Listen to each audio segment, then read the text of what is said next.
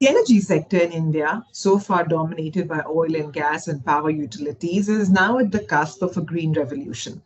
India has made five key commitments at the Conference of Parties, which is the leading global summit on climate change, which include net zero by 2070, to cut overall carbon intensity by 45% by 2030, to meet 50% energy needs from renewables, to augment non-fossil capacity to 500 gigawatts by 2030, and to cut total carbon emissions by a billion tons from now until 2030. And, geographically, we are naturally predisposed as well to solar, wind, and hydropower generation. And of course, India already has capabilities in oil and gas as well as traditional power and utilities. So this is a troika that investors will do well to understand.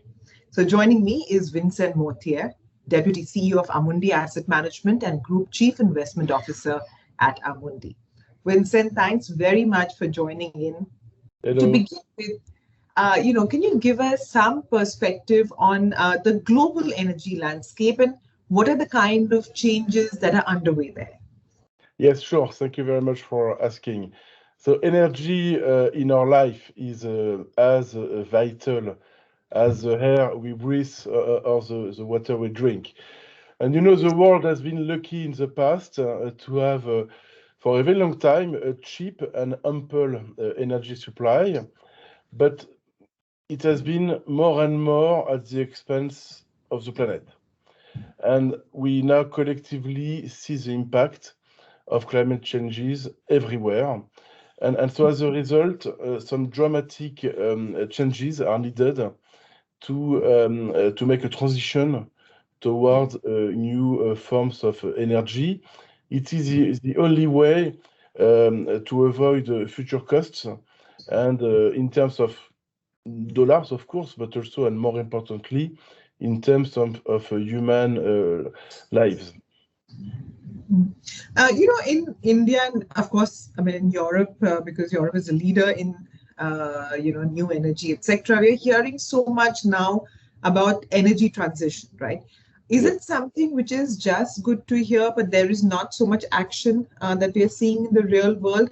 Or is it, a more durable, investable, and bankable theme? Yes, indeed, since a few years now, we see more and more things moving on. And collectively in the world, today we assess that 4.5 trillion of US dollars are spent every year on energy transition. So that is a big and serious money. And projects in energy transitions are more and more profitable because they cost less money to implement. And as there is a big demand for energy supply, energy prices has been pretty high. So as a result, energy transition projects are bankable, as you said. That's very important, and it is more and more structural in its nature. And worth mentioning as well, we see more and more innovation in this space and innovative companies. So you've got, for example, the hydrogen sector, which is very promising. You've got some new technology on solar panels. And of course, we can also mention the nuclear fusion technology, which is still early. But if it happens, it can be a game changer in terms of supply of very cheap energy, sustainable and good for the planet. So there's a lot of promise ahead. Yes. So now, where we began, which is India. You've, of course, traveled to India also very recently. So what is your impression on how India is placed in the global energy landscape? So India is indeed catching up a lot. It's probably one of the most dynamic countries in the energy transition space with China, actually. And they are the two biggest contributors to new projects today.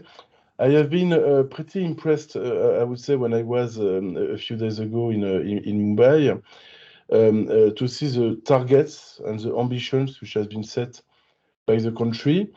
For example, to achieve half of the energy supply coming from renewable energy by 2030. So not that long from now. So half is quite a lot. I also noticed that India intends to produce by 2030 5 million tons of hydrogen, so which is very sizable. And more generally speaking, it's quite telling to see India investing into also innovation and innovative space.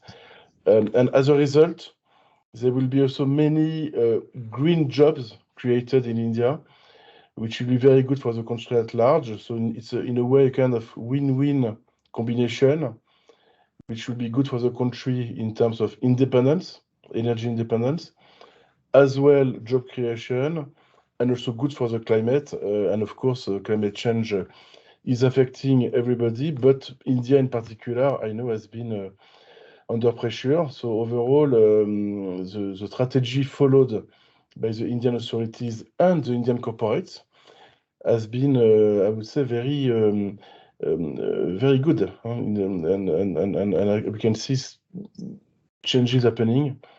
So I'm very optimistic about the prospects, in particular for India. Yeah, and Vincent, diamonds are created under immense pressure. So we may be late to the party, but hopefully we will power through and shine on. Yes, Thank absolutely. you very much, Vincent, for giving us your take on this whole energy piece. You're welcome.